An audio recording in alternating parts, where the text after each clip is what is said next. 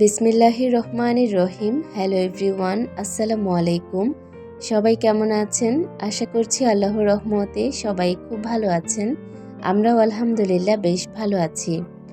বরাবরের মতো আজও আরও একটি ডেইলি ভ্লগ নিয়ে হাজির হয়েছি।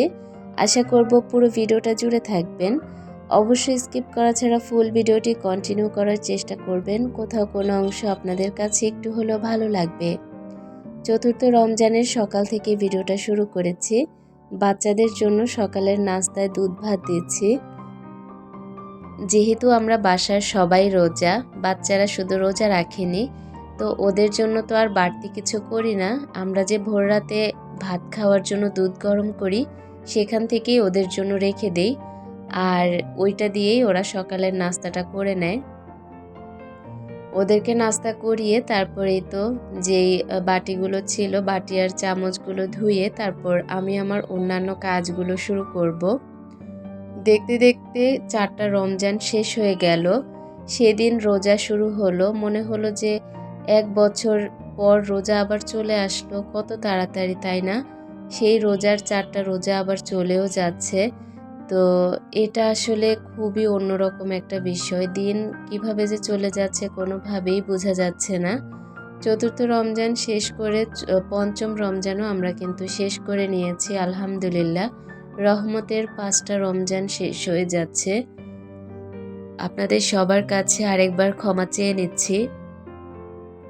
প্রথম রমজান থেকে হঠাৎ করেই আমার গলা ব্যথা, আর গলা ব্যথা এত পরিমাণে খুসখুসে কাশি, যেটার যার জন্য আমি রোজা রাখতে খুবই কষ্ট হয়ে যাচ্ছে। আমার এমন একটা কাশি, খুসখুসি কাশি তো আপনারা বুঝেন। কাশি যখন ওঠে, পানি না খেলে কিন্তু অবস্থা খারাপ হয়ে যায়। তো 5টা রোজা তো আলহামদুলিল্লাহ করতে পেরেছি, তবে আস্তে আস্তে গলার অবস্থা খারাপ হয়ে যাচ্ছে। আপনারা আমার ভিডিওর ভয়েস শুনে হয়তোবা বুঝতে পারছেন আমার গলার কতটা খারাপ অবস্থা। তো আজকের ভিডিওর ভয়েসটা শুনে হয়তোবা আপুদের কাছে খারাপ লাগবে। আমি কিন্তু খুবই আস্তে আস্তে ভয়েস দিচ্ছি, আমার প্রচণ্ড পরিমাণে কাশি উঠছে। আমি শুধুমাত্র ভিডিওটা শেয়ার করার জন্য আজকে ভয়েসটা দিচ্ছি, না হলে কিন্তু আজকে ভয়েস দেওয়ার কোনো অবস্থাতেই নেই আমি। তো আশা রাখবো আপনারা অনেক ভালোবাসা নিয়ে ভিডিওটা দেখে যাবেন। আজকে চতুর্থ রমজান, সকালে বাচ্চাদেরকে নাস্তা করিয়ে তারপর আমি চলে এসেছি আমার বেডরুমে। আজকে আমি অন্যান্য রুমগুলো আমি অফ ক্যামেরাতে গুছিয়ে নিয়েছি একদম টিপটপ করে। আর এই যে আমার বেডরুমের চাদর চেঞ্জ করব, প্রত্যেকটা রানার চেঞ্জ করব, সব চেঞ্জ করে ধোয়া যে চাদরটা আছে সেটা বিছিয়ে দিলাম। এখন বালিশের কাভারগুলো ঢুকিয়ে নিচ্ছি, সেই সাথে ওয়ারড্রব, ড্রেসিং টেবিল আর খাট সাইড টেবিল বক্সের সব উপরের ম্যাটগুলোকে চেঞ্জ করে নেব। আজকে রানার বিছাবো।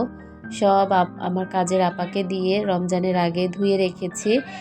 তো রমজানের মধ্যে আসলে সেরকম কোনো কিছুই চেঞ্জ করা হয়নি। তো আমি যে দেখা যায় প্রত্যেক সপ্তাহে একবার এগুলো চেঞ্জ করি, অথবা 10 দিনে, একদম রুটিন মাফিক। তো আমার মনে হলো যে এই লুকটা দেখতে আর ভালো লাগছে না। দেখবেন যে একরকম জিনিস কখনোই ভালো লাগে না, একটু ওলটপালট করে গুছিয়ে নিলে ভালো লাগে। তো আমি ওয়ারড্রোবের ওপর যেই কাভারটা রেখেছিলাম এটা চেঞ্জ করে আজকে একটা রানার বিছিয়ে দেব। রমজানের দিন সকালে কিন্তু কোনো রকমের কাজ থাকে না, শুধু টুকটাক কাজকর্মগুলো করে নিলেই হয়ে যায়। সেই সাথে দুপুর থেকে একদম বিকেল গড়িয়ে সন্ধ্যা পর্যন্ত কিন্তু অনেক অনেক কাজের চাপ থাকে। অন্যান্য সময় দেখা যায় সকালের নাস্তা এক টাইমে বানানো হয়, তারপর সংসারের কাজকর্ম করে আবারও দুপুরে রান্না করতে হয়। আর এখন দেখা যায় দুপুরের রান্না, সেই সাথে ইফতার সব একসাথে বানাতে হয়, যার কারণে অনেক বেশি ঝামেলায় পড়ে যাই। তো আমি এবার কি করলাম, এবার আমি রাতের বেলাতে রান্না করি, দুপুরে সব কাটাবাছা করে রাখি আর রাতে রান্না করি, কারণ এত কিছু চাপ নেওয়া একা হাতে কোনোভাবেই সম্ভব না। ইফতারির টাইমে ইফতারি তৈরি করি, সংসারের কাজকর্মগুলো গুছিয়ে তারপর রাতে আমি রান্না বান্না করি, এই আর কি। রান্না করে তারপর অজু, নিজে পাক পবিত্র হয়ে অজু করে তারপর এশা আর তারাবির নামাজ পড়া শুরু করি। এভাবেই চলছে আমার দিনকাল বা রোজার মাসগুলো। তো আমি ওয়ারড্রোবের ওপরে একটা রানার বিছিয়ে দিয়েছি, তারপর একটা সুন্দর ঝুড়িতে 3টা ফুলদানি রেখেছি। সেই সাথে ড্রেসিং টেবিলের ওপরের যে কাভারটা ছিল সেটা সরিয়ে আজকে একটা সুন্দর রানার বিছিয়ে দিয়েছি। আমি একজন আপুর থেকে এই রানারগুলো নিয়েছি, মাশাআল্লাহ খুব সুন্দর আর এখনও ভালো আছে। আমি কিন্তু কয়েকদিন পর পর ওয়াশ করে দেই, তবে এগুলোর কালার একটু পরিমাণে উঠেনি। যেহেতু নীল কালার ছিল আমি ভেবেছিলাম যে এগুলো রং উঠে যাবে, তবে না, এগুলো খুব সুন্দরভাবে ব্যবহার করছি। যখন ধুয়ে নেওয়ার দরকার সাথে সাথে ধুয়ে নিচ্ছি, কোনো রকমের কোনো রং কষ কিচ্ছু ওঠেনি। তো এভাবে করে যত্ন সহকারে আমি আমার এই জিনিসগুলোকে ব্যবহার করে থাকি। ওয়ারড্রব, ড্রেসিং টেবিল, খাট সাইড টেবিল বক্স সব ভালো করে পরিষ্কার করে উপরে রানার বিছিয়ে আগের যা ছিল তা দিয়ে অর্গানাইজ করে নিয়েছি। এখন আমি আমার পুরো রুমটা আপনাদের সাথে শেয়ার করছি এক পলকে। এমন সাজানো গোছানো একটা রুম যদি থাকে, হোক না সেটা অনেকটাই ছোট, তবে ওই যে ভালোবাসা দিয়ে আগলে রেখেছি বা ভালোবাসা দিয়ে যত্ন করে গুছিয়ে নিয়েছি, যার জন্য এই ছোট্ট রুমটাও কিন্তু আমার কাছে অনেক স্বর্গের মতো। আমি আমার কিচেনে বা আমার অন্যান্য ঘরের কাজকর্ম করে যখন আমার এই গুছানো ঘরটাতে আসি না, তখন আমার কাছে এমনিতেই শান্তি লাগে। আর প্রত্যেকটা জায়গা, প্রত্যেকটা কর্নার আমি টিপটপ করে গুছিয়ে রাখার চেষ্টা করি। আমার বেডরুমটা অনেকটাই ছোট, তারপরেও আমি চেষ্টা করি আমার বেডরুমটাকে মনের মতো করে সাজিয়ে রাখতে। এটা আমার একটা ভালো লাগা, আমার পছন্দ। বেডরুমের পাশে ছোট্ট একটি বেলকনি আছে, ওইটাকেও কিন্তু সাজাতে ভুলিনি। পছন্দের কিছু গাছের কালেকশন এই বেলকনিতে রেখেছি। প্রতিদিন না পারলেও 1-2 দিন পরে পরে কিন্তু গাছের যত্ন করি। আর যত্ন করি বলেই কিন্তু অপরাজিতা গাছে খুব সুন্দর সুন্দর ফুল আসছে। আরও অনেক ফুল ফুটবে, তবে এখনও তো বৃষ্টি হয়নি। শীত যাওয়ার পর যে বৃষ্টি শুরু হয়, ওই বৃষ্টিতে কিন্তু প্রচুর পরিমাণে গাছের পাতা গজায়, সেই সাথে ফুল ফোটে। তো সেটাও হবে ইনশাআল্লাহ। এক পলকে আমার বেলকনিটাও আপনাদের সাথে শেয়ার করছি। আমার 2টা মেয়ে যখন ছোট ছিল আরও, তখন ওদেরকে এই দোলনাটা কিনে দিয়েছিলাম। ওরা এটা এখন আর সেরকম ব্যবহার করে না, তারপরেও আমি লাগিয়ে রেখেছি, যদি ব্যবহার করে আর কি। প্রথম রোজা থেকে ঈদের বন্ধ সহকারে কিন্তু ৩৯ দিন বন্ধ পেয়েছি স্কুল। বাচ্চাদের তো মন খুব খারাপ, কারণ ওদের জন্য নতুন ড্রেস বানানো হয়েছে স্কুলের, ওইটা পরে এখনও স্কুলে যেতে পারলো না। এটা ওদের কাছে নাকি অনেক খারাপ লাগছে। সেই সাথে আমার বড় মেয়ে স্কুলে যেতে অনেক পছন্দ করে। আমি আমার স্কুলে যাওয়ার পর অনেক ভাবিদের কাছেই শুনি বাচ্চারা স্কুলে আসতে চায় না। আলহামদুলিল্লাহ, আমার 2টা মেয়েই কিন্তু স্কুলে যেতে অনেক পছন্দ করে। বিশেষ করে বড় মেয়ে তো আগে থেকেই করতো, আর ছোটজন তো এবার ভর্তি হয়েছে নতুন।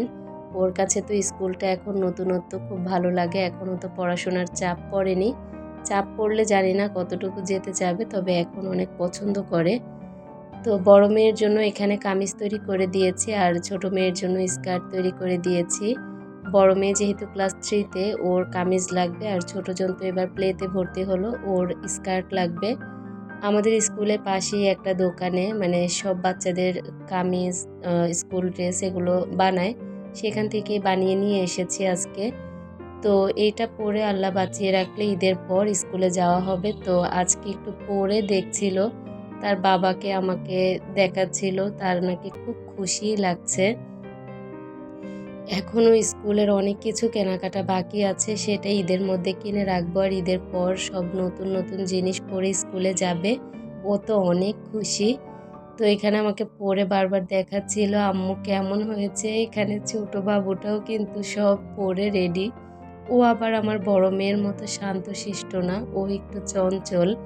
বড়জন মাশাআল্লাহ আপনাদের দোয়ায় অনেক শান্ত আমার মেয়ে, আলহামদুলিল্লাহ। আর ছোটজন দেখতে পাচ্ছেন কতটা চঞ্চল, সে কি যে করে সারা দিন আপনাদেরকে বলে বোঝাতে পারবো না।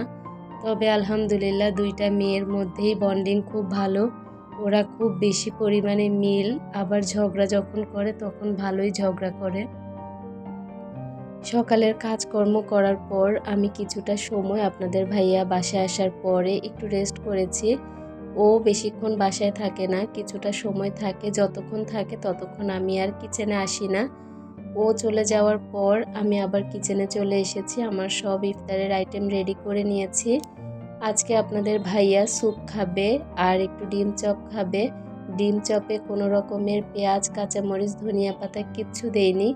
প্রথম রমজান থেকে এই পরিমাণে খাওয়া দাওয়া করা হচ্ছে ভাজা পোড়া।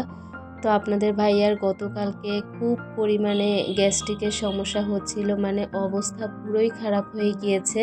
সে আজকে আর কোনো ভাজা পোড়া খেতেই চাচ্ছে না। তো আমাকে বলল যে তুমি নর্মালভাবে একটু ডিমের স্যুপ মুরগি দিয়ে করে দাও। তো আমি সেটাই করছিলাম, সাথে একটা থাই স্যুপের পাতাও নিয়ে এসেছি, এটা দিয়ে ভাবলাম রান্না করলে খেতে ভালো লাগবে। আর বাচ্চাদের জন্য আর আমার শ্বশুর শাশুড়ির জন্য অল্প কিছু ডিম চপ তৈরি করছি। আর আমি তো খাই না, আমি আমার খাবারগুলোই খেয়ে থাকি, একটু ফল খাই, চিনি ছাড়া স্যুপগুল খাই, সেই সাথে খেজুর খাই, এগুলোই খাই আর একটা ডিম খাই, এটাই আমার ইফতারি হয়ে যায়। তো ওদের জন্য যেহেতু অল্প পরিমাণেই বানাবো, তাই কোনো কিছু আর বাড়তি কিছুর ব্যবস্থা করছি না, শুধুমাত্র একটু মজা করে চিকেন দিয়ে স্যুপ রান্না করছি, সাথে আমি ডিমও দিব আর ডিম চপ তৈরি করব। এটাই আজকে আমাদের ইফতার, সেই সাথে ফল ফ্রুট থাকবে। যেহেতু ইফতার তৈরি করছি, ভাবলাম আপনাদের সাথে একটু শেয়ার করি আমার আজকের ইফতারটা কেমন, কি দিয়ে আমাদের আজকের দিনটা কাটলো। ভিডিওর এই পর্যায়ে আমার প্রিয় আপুদের কাছে ছোট্ট একটি রিকোয়েস্ট করতে চাই, যদি ভিডিওর কোনো অংশ আপনাদের কাছে একটু হলেও ভালো লাগে তাহলে প্লিজ আমার চ্যানেলটিকে সাবস্ক্রাইব করে দেবেন, পাশে থাকা বেল বাটনের অল অপশনটি প্রেস করে দেবেন, এতে করে যখনই আমি ভিডিও আপলোড করব সবার আগে আপনাদের কাছে নোটিফিকেশন পৌঁছে যাবে। আপনারা চাইলেই সময় সুযোগ করে আমার ভিডিওগুলো দেখে নিতে পারেন। আপনাদের সাথে আমি রেসিপি শেয়ার করছি না, তবে আমি কিভাবে স্যুপ রান্না করি সেটা একটু বলে দেই। প্রথমে আমি ফ্রাই প্যানে তেল দিয়ে তারপর মুরগির মাংস ভেজে নিয়েছি, লবণ আর আদা রসুন পেস্ট দিয়ে হালকা একটু ভেজে নিয়েছি। তারপর পরিমাণ মতো পানি দিয়ে তারপর আমি এখানে পরিমাণ মতো লবণ দিয়েছি, কাঁচামরিচ দিয়েছি আর যেই থাই স্যুপের পাতাটা আছে সেটা দিয়েছি। তারপর আমি এখানে ডিম আর কর্নফ্লাওয়ার অ্যাড করব একটু পরে, তবে ওই চুলাতে আমি ডিম চপটা ভেজে নেছি। আমি চেষ্টা করি ইফতারি কিছুক্ষণ আগেই রেডি করে নেওয়ার জন্য, কারণ ইফতারির সময় অনেক বেশি ক্লান্ত লাগে আর তখন তাড়াহুড়ো করতে গেলে মাথাটা প্রচণ্ড ঘোরায়, যার কারণে আমি নিজের কথা চিন্তা করে একটু আগেই সব কিছু রেডি করে রাখি। আর আমি একা হাতেই সব সামলাই, যার কারণে আমার একটু চাপ পড়ে যায়। তারপরেও আলহামদুলিল্লাহ সংসারের জন্য, পরিবারের সবার জন্য করতে পেরে আমি অনেক খুশি। এখানে আমি 2টা আপেল কেটে নিচ্ছি, তারপর টুকটাক কিছু ফল ছিল সেগুলো সবই নিয়ে নেব। এখানে কিছু আঙ্গুর নিলাম, কিছু খেজুর নিলাম। তো এগুলো রেডি করে আমি একটা সাইডে রেখে দিব। আর শরবত তৈরি করার জন্য বরাবরের মতো ইসবগুল আর ট্যাং দিয়ে শরবতটা তৈরি করে নিয়েছি, চিনিটা দিয়ে ভিজিয়ে রেখেছি। আর কিছুটা টক বড়ই নিয়েছি, এগুলো লবণ মরিচ দিয়ে সবাই খেতে খুব পছন্দ করে ইফতারের পরে। এখানে আমি একটা ডিম ফেটে তারপর দিয়ে দিয়েছি, ডিমটা আর একটু পরে দিলে ভালো হতো, তবে আজকের স্যুপটা খেতে নাকি তাদের কাছে খুবই ভালো লেগেছে। আমি কিন্তু স্যুপ খাইনি, কারণ এটা যেহেতু প্যাকেটের স্যুপ দিয়ে রান্না করা হচ্ছে, এটা খেলে আমার ডায়েট মেনটেন করা হবে না। আবার এখানে কর্নফ্লাওয়ারও আছে, সব কিছু মিলিয়ে আমার ডায়েটটা মেনটেন করা হবে না, এই কারণে আমি আর খাইনি। তো এখানে ডিম আর কর্নফ্লাওয়ার দিয়ে দিয়েছি, তারপর পরিমাণ মতো অল্প একটু টমেটো সসও দিয়েছি, সেটা আর আপনাদের সাথে শেয়ার করা হয়নি। এটা দিয়েই কিন্তু আমি আস্তে আস্তে রান্নাটা করে নেব। আজকে আর বাড়তি কিছুই দেইনি, এটা দিয়েই রান্নাটা কমপ্লিট করে নিয়েছি। আর অন্য চুলাতে কিন্তু আমি এদিক থেকে ডিম চপটাও ভেজে নিয়েছি। আপনাদের ভাইয়া এখানে 2টা টক দই নিয়ে এসেছে ভোর রাতে খাওয়ার জন্য, সেই সাথে আমি যেহেতু ডায়েটে আছি আমার একটু টক দইটা খেলে ভালো হয়, তো এই কারণে 2টা টক দইয়ের বাটি নিয়ে এসেছে। এগুলো এখনও পুরোপুরি জমেনি, আমি এগুলোকে ফ্রিজে রেখে দিব। সেই সাথে এখানে আপনাদের ভাইয়া জিলাপিও নিয়ে এসেছে। সে কিন্তু একটু ভোজন রসিক মানুষ, বাহিরে গেলে তার চোখের সামনে যা কিছু পড়বে সে সাথে সাথে নিয়ে আসবে, সে অন্যরকম একটা মানুষ। এখানে জিলাপি, কলা, তারপর আমার জন্য শসা, টক দই আরও টুকটাক অনেক কিছু বাজার নিয়ে এসেছে। তো আমি এখানে আমরা যেহেতু 6 জন মানুষ 6টা কলা নিয়ে নিয়েছি। আর এই তো ইফতারির টেবিল রেডি করে নিয়েছি। আমি এখানে স্যুপের পাতিলটা নিয়ে নিব। যার যতটুকু ইচ্ছা ততটুকু নিয়ে নিয়ে খাবে। আজকের ভিডিওতে আমি কতটুকু কি শেয়ার করতে পেরেছি জানি না, তারপরেও চেষ্টা করেছি আমি যা যা করি তা আপনাদের সাথে শেয়ার করার জন্য। আজকের ভিডিওর একদম শেষ প্রান্তে চলে এসেছি। ভাঙা ভাঙা গলায় আমি আজকে ভয়েস দিয়েছি, জানি না আপুরা কতটুকু হাসবেন। তবে না হেসে ভালোবাসা নিয়ে আমার ফুল ভিডিওটি দেখে যাবেন। আজকের মতো বিদায়, আল্লাহ হাফিজ।